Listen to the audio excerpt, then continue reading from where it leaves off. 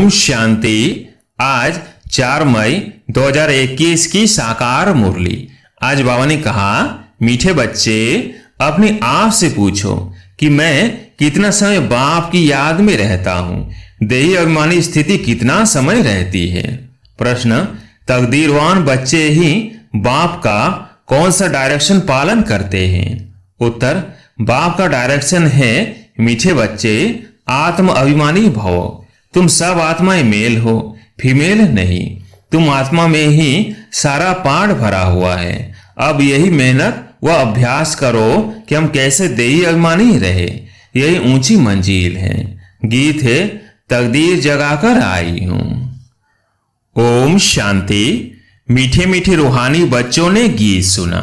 रूहानी बच्चे अर्थात जीव की आत्माओं ने कहा कि हम नई दुनिया की तकदीर यानी स्वर्ग की तकदीर बनाकर रूहानी बाप के पास बैठे हैं। अब बच्चों को रूहानी अभिमानी अर्थात आत्म अभिमानी बनना है।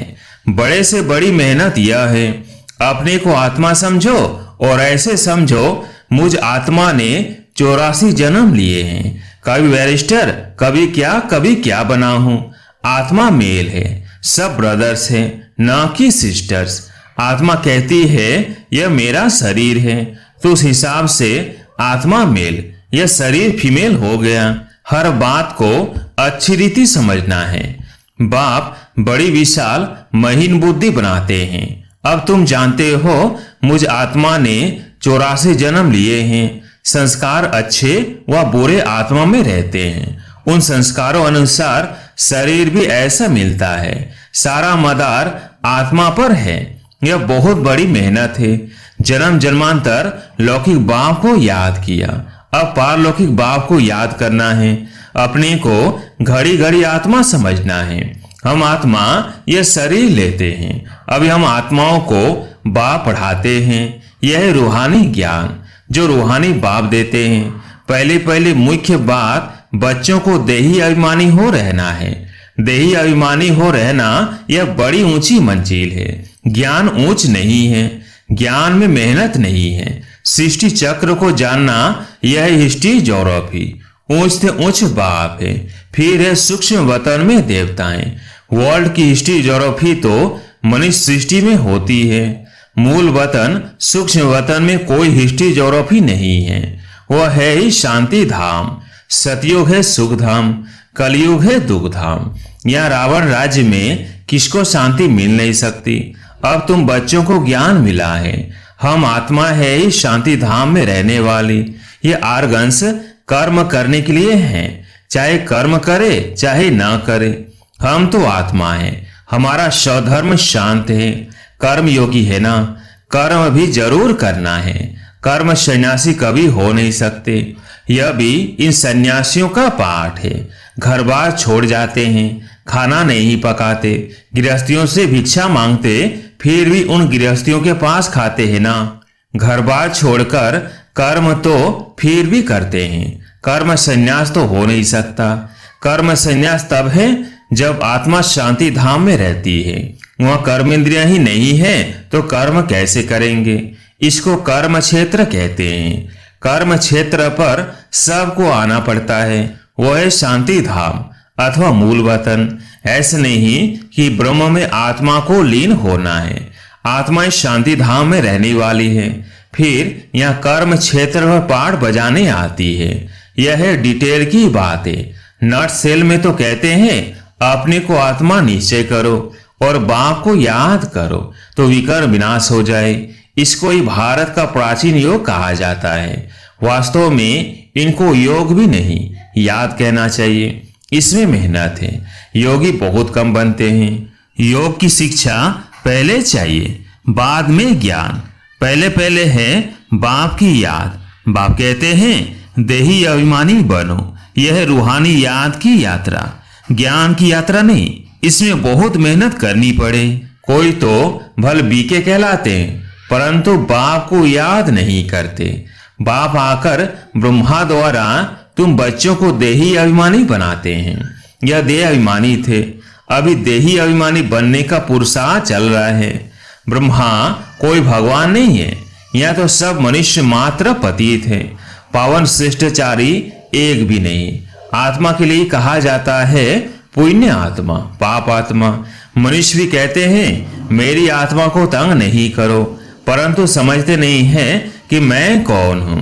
पूछा जाता है हे जीव की आत्मा तुम क्या धंधा करते हो?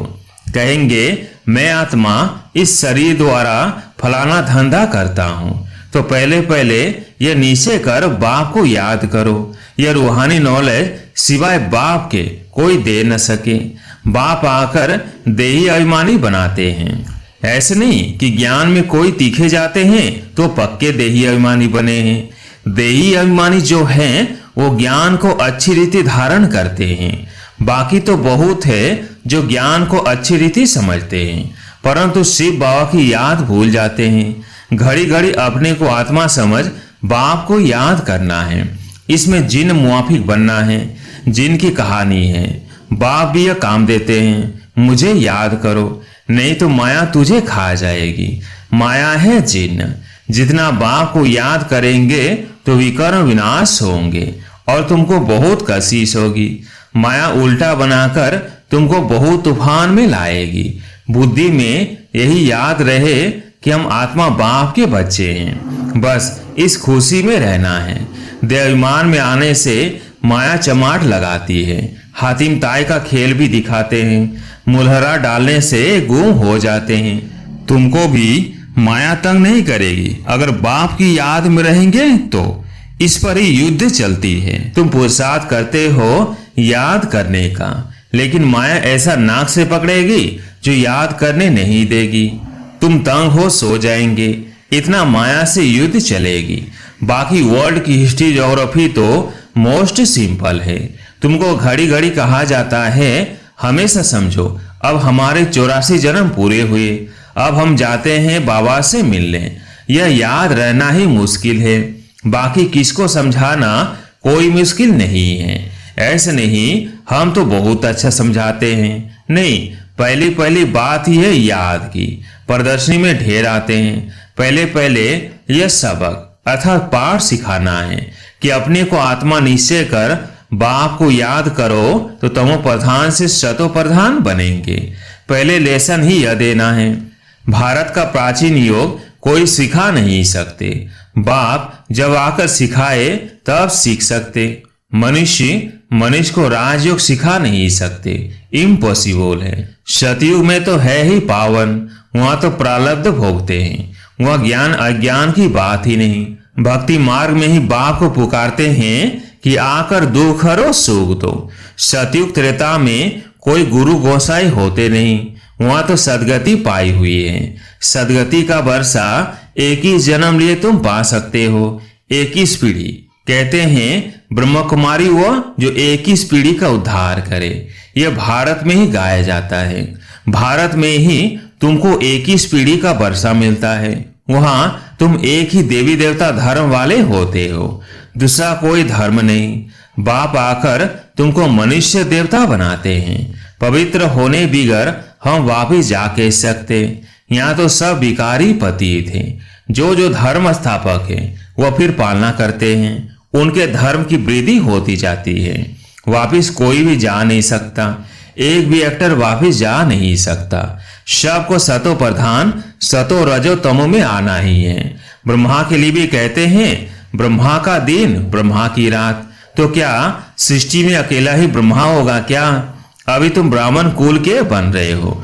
तुम रात में थे अब दिन में जा रहे हो। तुमको समझाया है कि कितना समय पूज्य पने में रहते हो, कितने जन्म पुजारी बनते हो। जब तक बाप ना आए तब तक कोई भ्रष्टाचारी से श्रेष्ठचारी बन न सके। भ्रष्टाचारी उनको कहा जाता है जो विकास से पैदा होते हैं। इसलिए इसको हेल कहा जाता है। हेल और हेविन दोनों में अगर दुख हो तो फिर तो उनको हेविन ही ना कहा जाए। जब तक पूरा समझा नहीं है तो उल्टे सुल्टे प्रश्न करेंगे। तुमको समझाना है भारत बहुत ऊंच था। जैसे ईश्वर की महिमा अपरंपार है वैसे भारत की भी महिमा अपरंपार है। भारत क्या था ऐसा किसने बनाया? बाप ने, जिसकी महिमा गाते हैं। बाप ही आकर बच्चों को विश्व का मालिक बनाते हैं। मनुष्य मात्र को दुर्गति से सदगति में ले जाते हैं, शांति धाम में ले जाते हैं। जिसके लिए मनुष्य पुरुषार्थ करते हैं उसको अटल सुख, अटल शांति, अटल पवित्रता कहा जाता है। वहां तुम सुख में भी हो, शांति में भी हो, और बाकी आत्माएं शांति में रहती है। मैक्सिमम जन्म तुम लेते हो, बाकी मिनिमम वाले अटल शांति में रहते हैं। वह जैसे मच्छरों सदृश आए, एक आधा जन्म पाठ बजाया, यह क्या, उनकी कोई वैल्यू नहीं। मच्छरों की क्या वैल्यू है, रात को जन्मते हैं, रात को ही मर जाते हैं। इस समय बहुत करके शांति ही चाहते हैं, क्योंकि इस समय के गुरु लोग हैं शांति में जाने वाले। तुम यह आए हो स्वर्गवासी बनने के लिए। स्वर्गवासी को शांतिवासी नहीं कहेंगे, शांतिवासी निराकारी दुनिया को कहा जाता है। मुक्ति अक्षर गुरुओं से सीखते हैं। माताएं व्रत नेम रखती है वैकुंठपुरी में जाने के लिए। कोई मरता है तो भी कहते हैं स्वर्गवासी हुआ, कोई होता नहीं है, लेकिन भारतवासी हेवन को ही मानते हैं, समझते हैं भारत पैराडाइज था। शिव बाबा भारत में ही आकर स्वर्ग की रचना रचते हैं तो जरूर यहाँ ही रचेंगे, स्वर्ग में तो नहीं आएंगे।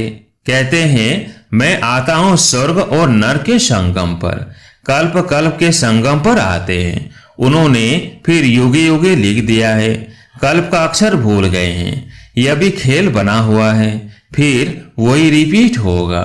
इस अंतिम जन्म में तुम बाप को और सृष्टि चक्र को जानते हो, कैसे स्थापना होती है नंबर वार।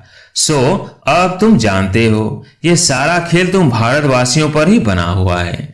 अभी तुम बाप द्वारा राजयोग सीखते हो, बाप की याद से ही राज्य पाते हो। चित्र भी खड़े है ना, ये सब चित्र किसने बनाए, इनको कोई गुरु गोसाई तो है नहीं। अगर कोई गुरु होता तो भी गुरु एक शिष्य थोड़ी होता, अनेक होते ना। यह नॉलेज सिवा एक बाप के और कोई जान ना आ सके। बहुत लोग पूछते हैं ये चित्र तुम्हारे दादा ने बनवाए हैं, यह तो बाप ने दिव्य दृष्टि से साक्षात्कार कराया है। यह तो बाप ने दिव्य दृष्टि से साक्षात्कार कराया है, वैकुंठ का भी साक्षात्कार कराया है। वहां कैसे स्कूल चलती है, क्या भाषा होती है, सब साक्षात्कार किए हैं। बच्चे भट्टी में थे तो बाबा बच्चों को बहलाते थे। कराची में सिर्फ तुम ही अलग रहे हुए थे, जैसे अपनी राजाई थी, अपनी तात, अपनी बात, दूसरा कोई समझ न सके। समझते थे यह खुदा परस्त है। बाबा ने समझाया है तुम हो नंस, नन वट वन, एक बाप के सिवाय और कोई को याद नहीं करना। वो नंस क्राइस्ट को ही जानती है, उनके सिवाय कोई को नहीं। तुम जानते हो वर्षा एक शिव बाबा से मिलता है। शिव बाबा तो है ही बिंदी, वो भी कोई द्वारा ही समझाएंगे ना। प्रजापिता ब्रह्मा तो जरूर यहाँ होगा।